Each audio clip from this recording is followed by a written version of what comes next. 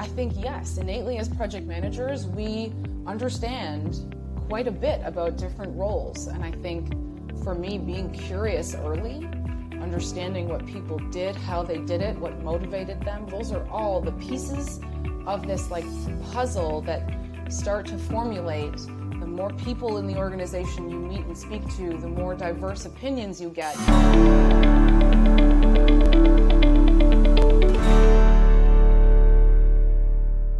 Thanks for tuning in. My name is Galen Low with the Digital Project Manager. We are a community of digital professionals on a mission to help each other get skilled, get confident, and get connected so that we can deliver value and impact through our projects. If you want to hear more about that, head over to thedigitalprojectmanager.com. Hey everyone, thanks for hanging out with us on the DPM podcast. My guest today is an operations and project management specialist with over 14 years of experience within advertising and marketing organizations.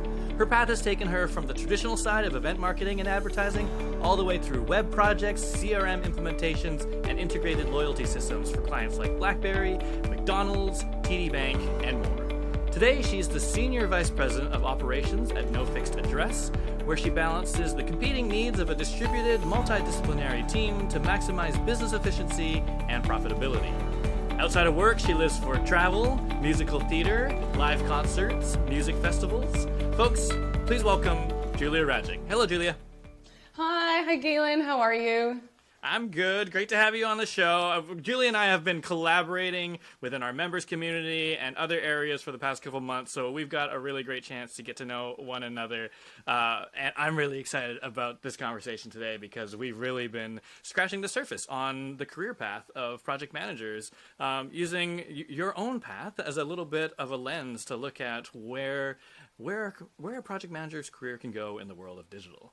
So we're going to get into that all. We're going to get into all the juicy topics. But I have to, I was just reading your bio and I'm like, yeah, musical theater, live concerts, music festivals. I'm like, that's my jam too. I'm just wondering, I know we're like still mid-stride pandemic, but have you been to any good music festivals lately? I have. Lucky enough for me, I managed to sneak out in the fall of 2021, and I went to Florida and I got to go to a festival there. So yeah, it was super awesome. It was outdoor, so it was great. Lots of people, great music. I really missed it. And it's good that hopefully we're at the tail end of this, and there hopefully will be more to come. So I'm really stoked. That's really exciting. I'm selfishly excited in 2022 to do more in-person stuff, even on the work side of things, right? Music festivals, yes. Concerts, yes. Live music, love it. And also, right, in our industry, conferences and things like that. We've done a couple years of just virtual, and it's fine. But also, it'll be great to just be with humans again, right? I just think that's just, hopefully that's a thing that unfolds and becomes normal again in 2022. Fingers crossed. Yeah. Yes, me too. Speaking of 2022, here we are at the beginning of 2022, and I'm wondering if there are some things that you are excited about. What is the most exciting thing that you're looking forward to in 2022? Well, I mean, aside from music festivals and going to more of those, on like a personal front or on a work front, maybe, I've really decided that 22 is going to be an opportunity for me to learn. I'm really pushing the boundaries of things I can learn from my industry and for myself, particularly about different ways to manage profitability in operations. I know that's my jam right now, and trying to figure out how different organizations do things and learning from that. And so just really deep diving into that is kind of making me excited. I love that. And I think, you know what? It's like, so much has been changing over the past couple of years. I mean, everything is always changing. But, I mean, in terms of some of the things that you've been talking about, operations, profitability, right? Some of these things are not the sort of traditional pillars that you normally would have learned about. Everyone reinvented. There's so much to share and learn across organizations, between teams. I think it's like an awesome goal to be learning in 2022. I think that's a great way of looking at it. And I think also it'll never change. Like it'll never stop. The objective here is learn what people are doing today or what they've learned in the past, but like that's not necessarily going to be the only way forward going into 22, 23, 24. So it's a never-ending learning path for me, and I think that's also super exciting, is to just know that I'm going to continue to learn. I love that. And to your point, right? They're ingredients that you're gathering, not necessarily recipes. That's very cool. I like that. Awesome. Yeah.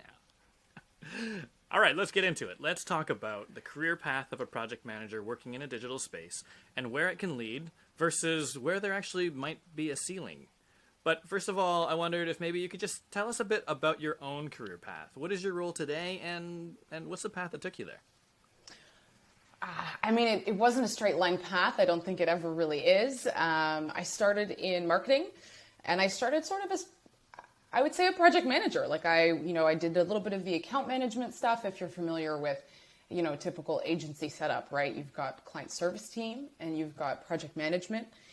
The place that I started is an organization that kind of joined both. So as an account manager, I was also the project manager, and I think wearing many hats kind of let me decide what I liked more and what I liked better. And I did a bit of event management, I did digital projects, I did all kinds of things. And that helped me sort of figure out what I like best. And then I pursued project management because I liked the ins and outs in the organization of a team and how to motivate a team and how to get to the end with a team to a positive result. And that just kind of spiraled. I took one project, two projects, and then I ended up managing all the projects on a particular account. And then you take on a couple of portfolios, and then sort of, I said at one point to myself, like, if I looked at the organization as a project and trying to make that run smoothly, where would that take me? And so that's kind of how I ended up where I am today, I would say. Yeah. And what is the sort of core focus of your role today? What are the challenges that you face? What are the things that you love about it?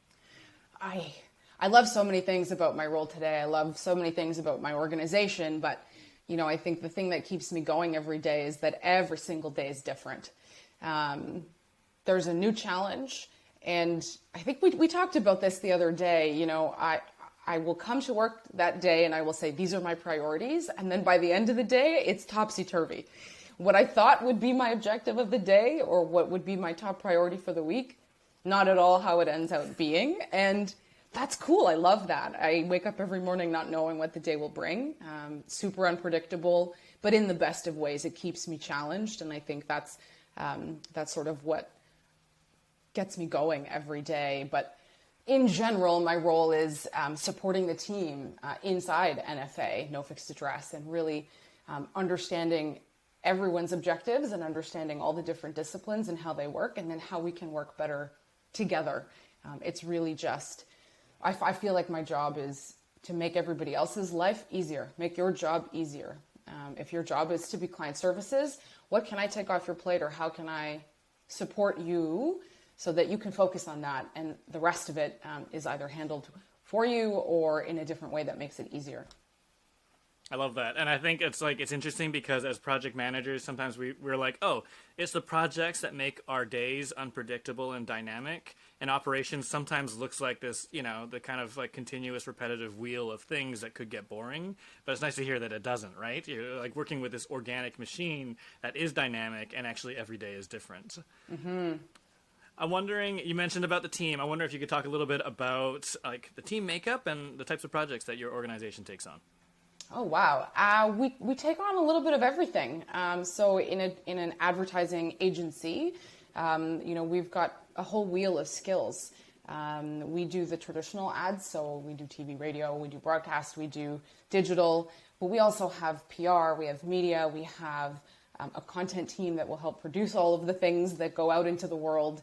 We've got quite a few disciplines, and we will tackle everything from, your TV spot to a big corporate website, and we can do all of the things in between. And so the team itself, I mean, it's growing every day. So we're in Toronto, we're in Montreal, we're in New York. So we're just kind of continuing to grow and do the best work we possibly can, no matter what that is. I love that. And then amidst that growth, I'm just wondering, what are some of the biggest challenges that you're facing today from an operations perspective? Growth. There you go.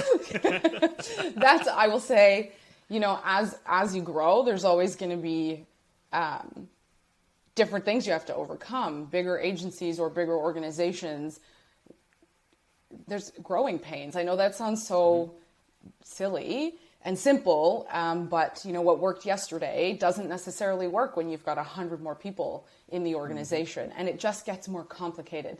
And so the bigger we get, the more challenging it is. And I think potentially that's sort of why there's an opportunity for me to really make an impact at the organization, because as we grow and as we get bigger, there's a need for someone to come in and sort of be that person to help solve some of those challenges that come up that are related to our growth.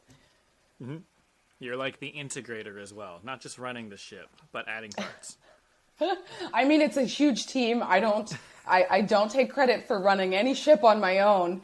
But for sure, there's a piece of the puzzle that's related to integrating and making sure that all of the different pieces of the puzzle are talking to each other, and making sure that there's somebody who's maybe agnostic of priority or agnostic of office and city to say, this is what's best for us as an organization, or this is how we can work better together. I just sort of help guide the ship, maybe map the path, but I do not run that ship all by myself. Definitely not. Fair enough. Fair enough. Awesome. All right. Well, let's get into it. Let's give folks their bearings. So again, just to level set for our listeners, Julia and I, we've ended up having a lot of conversations with project managers who have been doing the job for years, but they don't really see a clear path forward beyond, say, like a senior project manager role. So on the one hand, some of them are being told that project managers should become executives. And through that lens, project managers are well suited because they're already executional masters that are hell-bent on delivering business outcomes by leading disparate teams towards singular goals. But on the other hand, some of them get the feeling that they'll need to make a dramatic career shift to get the skills that they need to climb the ladder. And through that lens, the project manager role is kind of seen as an undervalued tactical role that doesn't really get the same respect as something that has like strategy or product in the title. So they see themselves hitting a ceiling and having a skill set that isn't really all that transferable. So, Julia, instead of lobbing a softball at you for the first questions, I thought I'd actually just start with the big question. And the big question for me is, how is project leadership different from business leadership? Or is it different? It's a great question, and it's not an easy one to answer.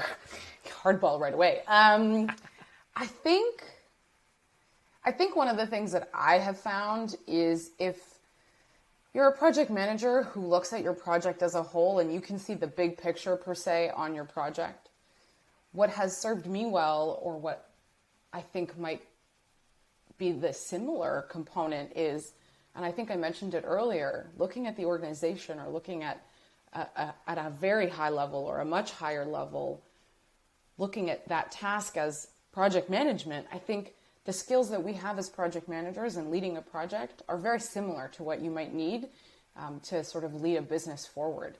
You have to take a look at different pieces. It's a moving organism, right? There's lots of different projects that could be tackled if you look at it with that lens. And someone with project management experience can take that and apply it in a maybe broader sense, if that makes sense. So maybe it's not that different. I think I've found it to be quite similar. I found the skills that a PM has can be transferred if you know how to look for it. You know what I mean? Mm-hmm. Mm-hmm. I hear you. I hear you in the executional part. I'm wondering, are there parts that are actually, though, distinctly different in your experience? I mean, you'll have to look for the objectives and the KPIs. So on a project, you've got specific objectives to get to the end of the line to deliver this thing. Your objectives and your KPIs will change when you're talking about business leadership. And I think as long as you're clear about those goals at the beginning, you can be successful in either stream. So if there's something specifically different, I would say, you have to hunt for objectives and KPIs where they might not be as obvious. It's a bit more ambiguous when you're in business leadership to find, what are we achieving? What are we trying to do here? And what is success for us? because sometimes success is a moving target. Let's try this and see how it goes, and then update and augment and keep going. It might not be a complete finish line like a project where you can tie the bow and say, finished, I've done the reconciliation, it's over. I think those are some of the things that are maybe different. It's probably significantly more ambiguous, and the objectives might be a little different. I like that. And I think you've hit the nail on the head for me, at least in some of the conversations that I've been having, is that there is this ambiguity. Whereas in some ways, project management, it's challenging, but in some ways a project is quite well defined. Well, hopefully, in a perfect world, it can be quite well defined. The KPIs are different, project health is different, but at least they're clear in terms of the things that you're trying to do and deliver and the constraints that you're under. Whereas, yeah, I hear that from a lot of business leaders, just kind of reconciling that notion of ambiguity and the fact that, yes, how we're measuring success is different. And also the path forward is actually, you're paving it as you go. It's not necessarily looking at a clear destination and having a plan to get there. It's actually creating what that destination ought to be. Mm-hmm. No, that's very true. I think that's an interesting point that you make. A lot of times, not only is the path not clear, just to reiterate what you said, like the end goal might be a moving post, or you might have to work with your team. I said it earlier, like it's not a one-man show. It's never a one-man show. It's always a team. And so to rely on your peers to support you in figuring out what that goalpost is. And probably a really good segue into, and we were talking earlier about, okay, well, what are the things that are similar? There definitely are similarities. If we were to zero in on like the skills that a project manager has, if we were to just double click on those skills, like what are the skills that actually transfer quite well, that make a project manager actually quite well suited to become a business leader? I think project managers have an innate ability to, it's like the people skills, right? It's, as a project manager, you need to motivate your team to the end, and learning people and how they work and how to connect with them to work towards the same goal. I think those are skills that you're going to need in business leadership for sure. You have to be able to read a room. You have to understand how to tailor your content, a presentation, and ask to the audience so that it's relevant for them. Those are things that as project managers, I think we do very well, maybe innately without even noticing it. And it gets, that type of thing gets you maybe more success as you come into business leadership. And then the only other thing I would say is like, you got to be organized. I think PMs are innately organized people. And to be able to distill the complicated into something more simple, that is something that you can take with you as you move around and up in your career, that will never get stale. I really like that in terms of, the people skills, the organization skills, and then just overall communication skills. The things that are like bouncing around in my head are like, this is how we kind of describe emotional intelligence in some ways, right? Knowing your audience, understanding and how to motivate people based on their motivations. And I think, it's like there are studies out there, there's research out there that is indicating that, yes, that is kind of a big differentiator in terms of like what makes a good leader. And I really like that. Absolutely. The distilling the complex into something that is more digestible, I think a huge skill. And then, oh man, such a good point that we don't really see these things necessarily as, skills specific to a craft. And I guess it's because they're not. But they are very important to project management as much as they are important to being a business leader.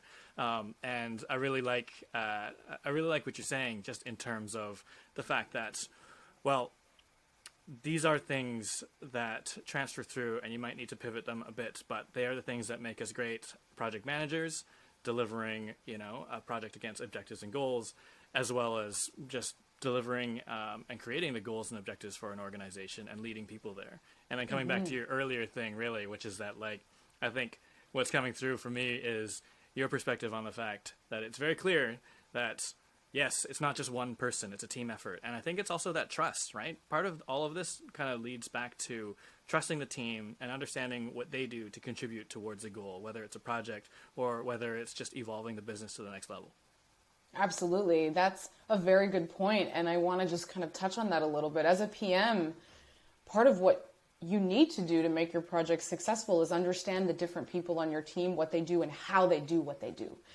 That's going to make you a successful project manager, because then you can provide them with the time, the tools, the resources to get the best you can out of them on your project. And the same is true about, leadership skills and working with the team that you have, when to pull on people to get the job done. It's not always going to be on you to spearhead everybody, and not everything you do in leadership is going to have a timeline and a work back schedule. But knowing how to ask people for support, knowing who to go to, knowing who to lean on, and that trust that you have with those people. As project managers, we build that every day with our teams, and continuing to do that in leadership is so important. You'll be so much more effective. I love that. I wonder if we can kind of dive into your personal path, because you, as someone who came up, as you mentioned, through project management up into operations leadership, I'm just wondering, what are some of the most jarring changes that you faced when moving from a project management role to overseeing a team or a department to, being a sort of executive, senior leader? Yeah. This is going to sound like one of the things for me personally that was really jarring. And maybe this isn't applicable across the board to everyone, but as someone who kind of came up in an agency environment, all of my projects and all of the work I was doing was very deadline driven. It was either driven by a launch date or a client need or, specific things. And I'm not particularly one to procrastinate. I don't say that I would procrastinate, but when I moved to a role that was slightly less client driven, and it's more like internal initiatives and supporting the internal agency, I was like, oh, I make my own deadlines? That for me was a bit like, wait, what? And sometimes as a project manager, you choose your priorities when you have things that crash. You choose those priorities based on client need. And it's easier to be able to prioritize maybe because you've got people feeding you. Like this client is, or this is more urgent because the deadline is sooner, or. When you have a bunch of internal initiatives, you have to decide for yourself. And that took me a bit. It's an art form to be able to go, what is the hottest priority? It's not as cut and dry to prioritize. And I thought that was challenging. And the only other thing I'll say about the shift here and the jarring things was, being okay with making mistakes. As project managers, as a project manager, I was very much my success, my success is my team's success. This thing needs to get off the ground and it needs to go well. And that was rated either by client satisfaction survey or success metrics that were pretty clear. It's not as obvious when you're doing internal projects, and sometimes you're going to fall on your face. You have to be okay with making mistakes. And that was hard for me too. I was like, ooh, is this going to work? You can't have analysis paralysis. Sometimes you just have to trust your gut and go, I'm going to do this, and I have to be okay to, if it doesn't work out, I have to be okay to figure out how to pivot or to start again. Because you can't spend too much time trying to think what could possibly go wrong. That risk assessment stage of your leadership life is short, very short. I like that sort of model of the tolerances are different on failure, right? Where, we're so used to this iron triangle of timeline, budget, scope. Again, usually kind of informed by external factors. And in some ways we are conductors there. Whereas, in business, as you mentioned, right, sometimes it is that boldness to try something and maybe fail. And, if as project managers we are conductors, then, in your role, you're almost like the composer, right? The person writing the music, the person who, yes, if you write it wrong and it's kind of terrible, you can perform it and you can fix it, right? It's not like you're suddenly sinking the ship. But it's something that you can kind of course correct for, and you're learning every time that you fall on your face. That's a fabulous analogy. Yeah, that's fabulous. Wow. Yeah, I pre-baked that in the oven. No. I'm just going to write that one down, save it for later. No, that's actually really good. And then I'm wondering, just even like in the role you're in today, like what are some of the project manager skills that you're still relying on day in, day out, that you're thankful to have, that you might be at a bit of a disadvantage on if you didn't have a project management background? That's a great question. Like a solution-focused attitude, problem-solving skills. I think, as a project manager, I always wanted to find the solution. So if I hit a wall on a project, whatever that wall was, I would have maybe 1, 2, or 3 potential options for how to proceed past that wall at all times. And if I didn't, I had 1, and then I would come up with 2 and 3 and move around that wall, right? Right. I think that skill of having that kind of always in the back of your mind is super helpful in my role today, because if I'm in a meeting and I have a plan and I want to implement something, or if I want to go ahead and someone just puts a wall up in front of me in that meeting, I'm faster at saying, okay, well, how about this? Okay, but how about that? Right? I think that type of thinking is something that I'm so grateful for. And also I will say that distilling complicated things into simple terms and simple next steps, because sometimes I'll have a meeting with the team and we have this amazing conversation that kind of pivots in many, many ways. And we start here and we get here and we go back here, and it's all really important conversation. And it helps us, bat it around a bit, find the holes in something before we decide. And then at the end of the meeting, people kind of go, okay, that was a great conversation. Right. And I find that I'm the one going, okay, so the next step out of that is this, this, and this. Right? Yep. Which is great. I think being a PM really helped me be able to follow that and be able to distill it either on the fly or in the meeting or immediately after the meeting. I think those skills I'm so grateful for. I love that. I think that's so cool. Absolutely. That distillation for sure. All right. Let's double click.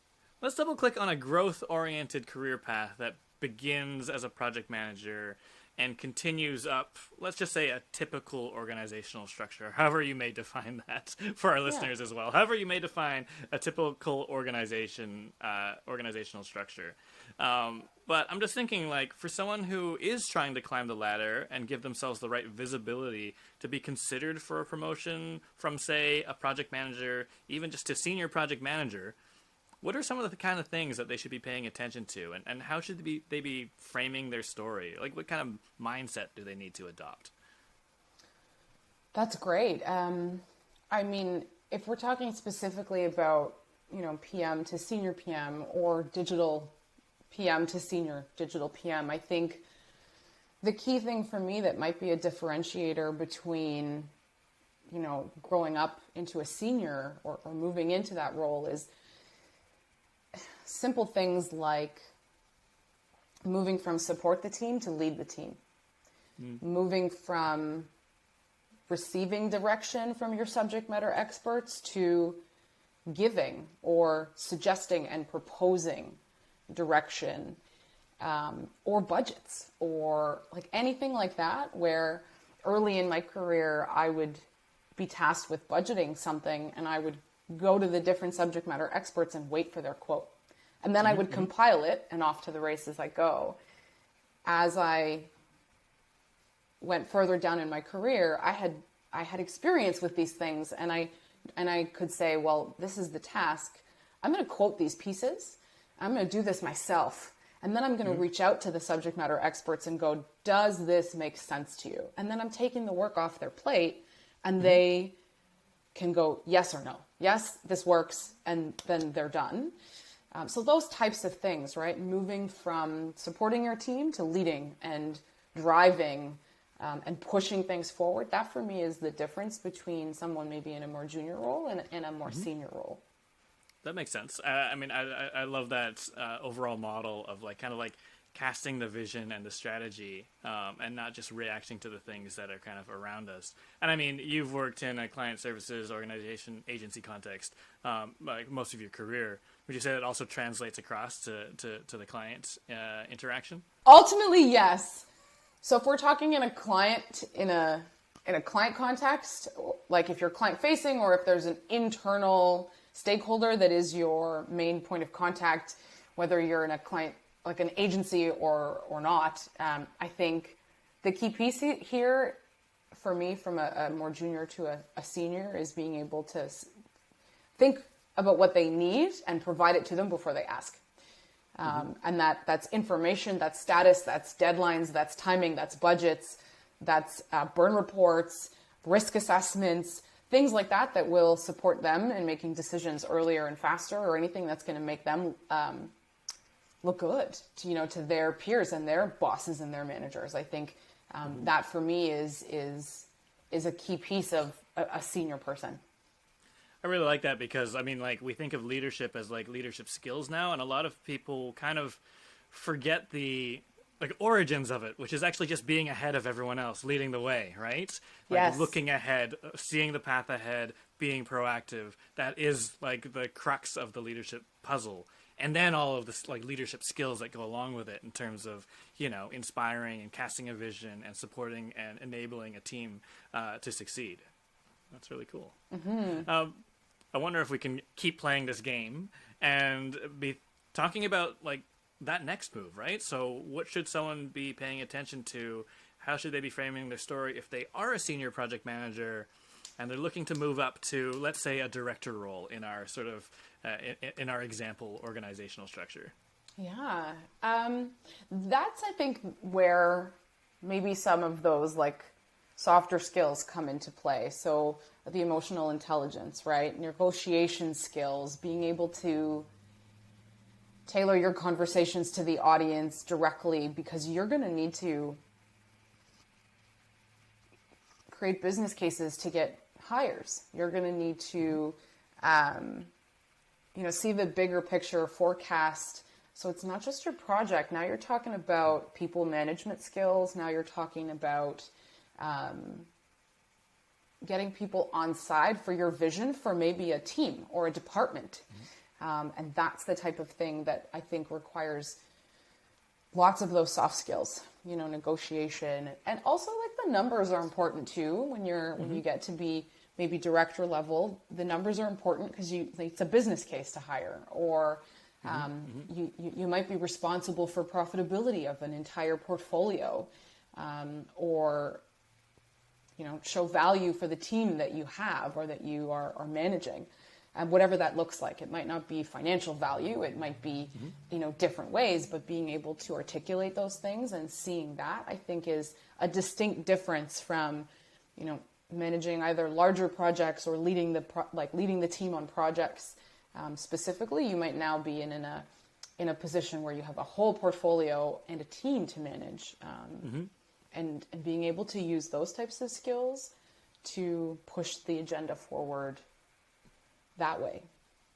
I like that, like, zooming out, right? It is kind of this zooming out exercise, and that agenda actually changes from what is the best thing for my client or my project team to, I mean, I'd hazard to say, what is the best thing for the organization at large, making decisions at that level and having a vision at that level, and, like, having that kind of perspective in terms of, your agenda actually becomes about, like, the health of the business as much as and including a health of an individual project. But then, again, your prioritization conversation is different.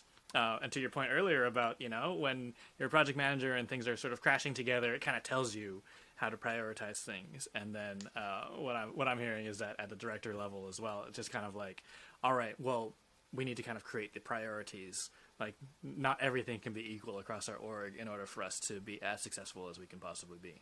And I like what you said about, zooming out. I think whatever that looks like for your organization, if it's an agency or not, I think zooming out and whatever your mandate is, right? Like, at this point, starting as a project manager, maybe you're not going into a project director role.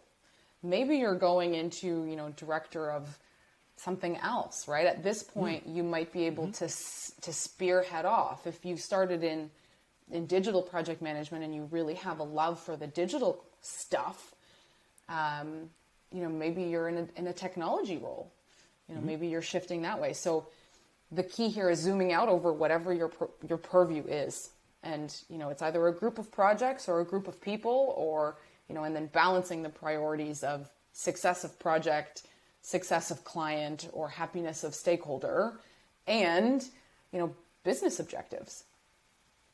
That's really cool. I like that idea. Yeah. What about that jump from a director role to a VP or an SVP role? Like, what are some of the things that you should be highlighting, should be promoting about yourself, skills that you should be focusing on? What is your mindset to get from that director level into like a VP level or SVP level? I think it's just kind of double clicking deeper into the things that you're learning. The differences that we mentioned as you get into a director level, it just gets bigger. It gets bigger and it gets wider. That lens just keeps zooming out.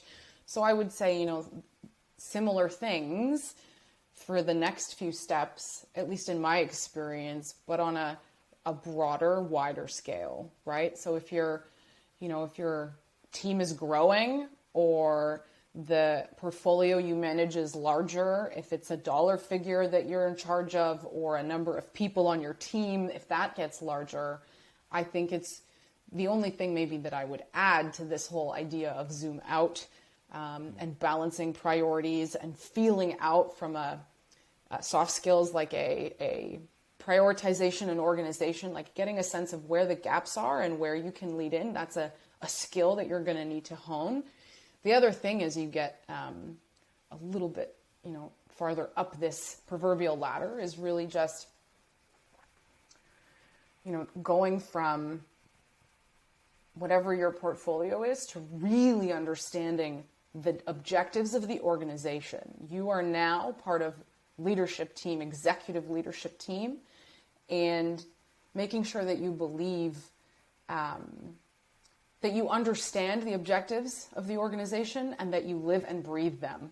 That is something that you have to really believe in the organization that you're with, and you have to really kind of sink your teeth into it. And everything that you do, whether it's how you manage your team or how you manage your budgets or how you organize and structure and optimize performance or whatever it is that you're doing at that level, like once you get VP or SVP, you really need to understand where the organization is going and how you can help it get there,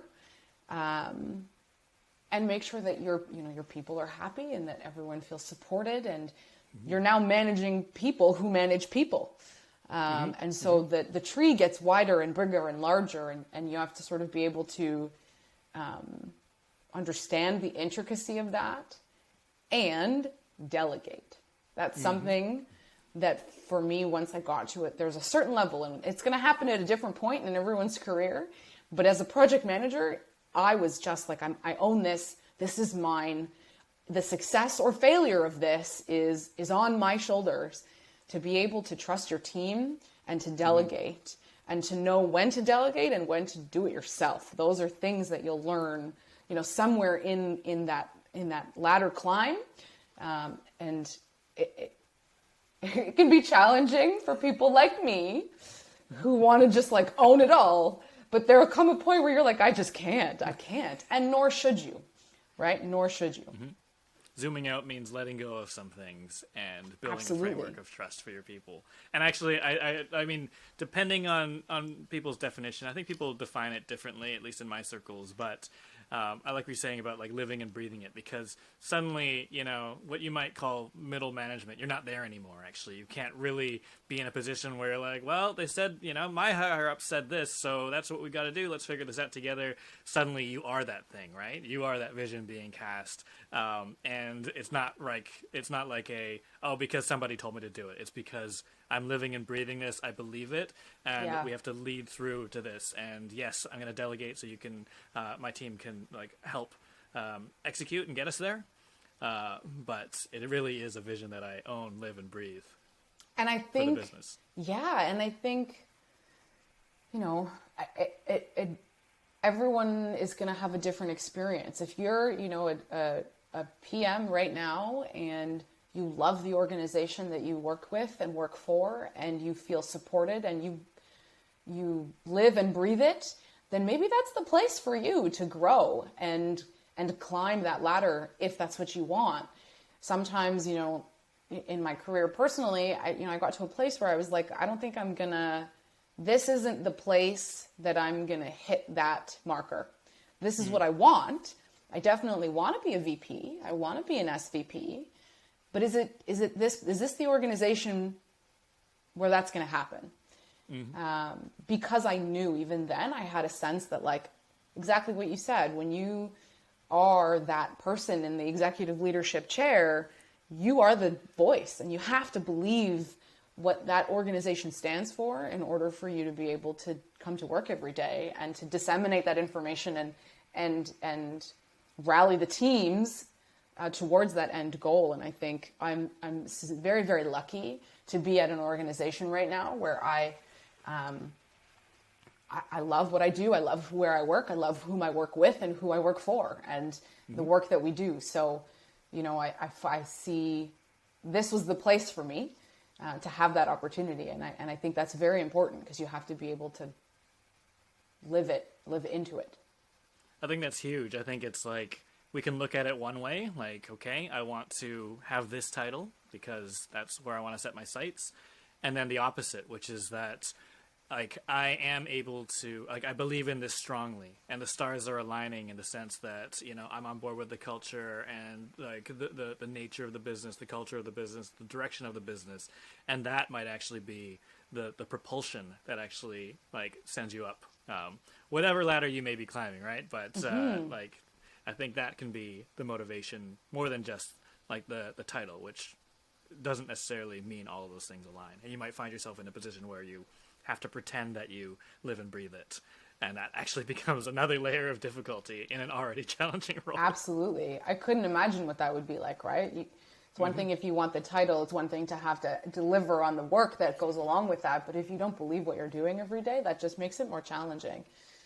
I mean, maybe I'm just super lucky in the opportunities that I have, but I wish that on everybody else as well, right? You have to look for it and hunt for that component as well. Love that. All right, let's dive into the juicy stuff. This wasn't juicy already? This was so juicy already. Oh, but just you wait. Just you wait. We've been talking a little bit around it, right? And I think it's pretty common, especially in a more, like, capitalistic framework. I think it's pretty common, this notion of ambition being, like, the only sensible option. In other words, get promoted, climb the ladder, become a leader. But I think we're now at a point where that's not the reality for everyone. We realize that's not for everyone. So I'm going to flip the script a little bit. I'm going to ask you, as a leader, what advice would you give to someone who feels pressured to climb the ladder into a management or executive role, but just isn't sure if they'll really enjoy doing the job? Oof. I mean, trust your instincts, trust your gut. You know you best. You know, I feel like that pressure is coming from outside of you. And the only person who's going to know what's right for you is you. You know, and you have to consider all kinds of things. There's, like, a work-life balance that you need to think about. And depending on the organization you're in, depending on what that ladder looks like for you, work-life balance might not be something you get if you climb that ladder. Who knows, right? That's something personally that hits home for me. You know, there's a point in my career where I just work because I was like, I want to be great at my job and I want to get promoted, and I worked myself to the bone, and, like, that's not good for me. And I knew that, and I was like, this is not the place where I'm going to be the most happy. Like, and you have to just reevaluate. I think it took me to look inside. I had to look inside myself to trust and go, is this what I want? Is this the role I want? Is this the experience I want? And, you know, don't let anyone sway you. I like that, because I think that is the big thing. And I think we talk about things like I don't know, the halo effect, right? You're a great project manager. You'd be a great director of a PMO, which it isn't necessarily true. It's not this equals that. But I think that, in a lot of work cultures, we're wired to even say these types of things as managers, right? Or as people around people who are good at what they do, to be like, oh, yeah, you'd be great. Like, up the ladder you go, even though that person internally is like, I don't want to manage people. I don't want to become a business leader. Like, that's just not what I want to do. And it kind of feels like the only path. So I think, listen, I was having conversations with some folks, and like one of their metrics was actually time in role. So it's like, how long have you been at the same level in the organization? And we were jamming on it. We're like, that is so, in a way, I'm not going to say archaic. I want to say archaic, but just to temper that a little bit, like it only rewards one thing, right? It's like, oh, it looks like you've stayed in this position for a long time. That must mean that you're not very good, which actually might not be true at all. In fact, I come across a lot of people every day who are the best at what they do, and that's why they stay there. But in some ways, there is work culture where you're looking at it going, oh, that person's just kind of like, they're a lifer. They're just going to stay there and let's just ignore them or whatever. But as a leader yourself, I'm wondering, what performance metrics do you like to kind of put in place for your teams to create opportunities for people looking to climb, as well as those looking to stay put and just deepen their mastery of their craft? Like, can both be rewarded equally? What does that look like in your world? Absolutely. Absolutely. I think, one of the things I do when I meet a team, or when I have a team of people that I'm working with or I'm helping them grow, growth does not automatically mean you have to climb a ladder. Growth means, just like we started this and you were asking me, what am I excited about? I'm excited to learn. I'm excited to learn about things that will deepen my abilities in the role I'm in today. And that's something that I would put in as a goal for somebody who says to me, like, Julia, I'm super happy being a senior PM. I don't really want to go any higher than that. I like it. I like what I do. Okay, what types of things do you like about your role? I would ask those questions. Is there anything that you feel as a senior PM, in the example, that you want to do more of, do less of? What are those things? And then find opportunities for them to learn. Join a community like the DPM community, listen and hear from other people, take a course, or, maybe you have run projects and you have project teams and there's one role on that team that you don't quite understand very well. Like, go and take a course on that. Learn about SEO, SEM, whatever it is that might be not as familiar to you. Those are opportunities for you to deepen your knowledge and be better at the job that you have today without necessarily having to say, we're going to climb that ladder. And listening to people like that and respecting their opinion. If they come to you and they say, even if I think they're going to be fabulous as a director of project management, if they say to me, like, that's not what I want. Listening and respecting that is a key thing as a leader that you need to do, because you want them to be happy and you don't want to be pushing them into a place that they don't want to be at. You do want to challenge them as people, challenge to learn. I want to challenge you, but I also don't want, I don't want to force you into something that you're not going to enjoy. Mm-hmm. Yeah, and like what I'm hearing and what I'm like, maybe t-shirtable, right? And growth does not equal ambition and vice versa, right? Like we can still, I think a lot of people are wired to grow and learn, right? I think that's part of like that human condition of wanting to be challenged and expand your horizons in some way, shape, or form, which is not necessarily what we call ambition. Like, you don't have to grow by climbing a ladder. You can grow by, just deepening in areas where you want to be better. And I love that, like the sort of, setting goals for folks based on their individual needs and not just sort of some blanket statement of, what we have traditionally viewed as success within an organization. Absolutely. And then I think that leads us to our big question, delivering on a promise from the title of this podcast. The big question is, can being a project manager get you into the C-suite? Or, if we put it another way, what would someone need to build knowledge and experience in outside of project management to help them become a strong candidate to end up in the C-suite? That's a really great question. I think yes. I mean, I think yes. Innately as project managers, we understand quite a bit about different roles. And I think for me, being curious early, understanding what people did, how they did it, what motivated them, those are all the pieces of this like puzzle that start to formulate. The more people in the organization you meet and speak to, the more diverse opinions you get, the more motivations you hear, you start to create a picture of like, oh, this is the organism that is the organization. You get to understand it on a wider scale. And I think,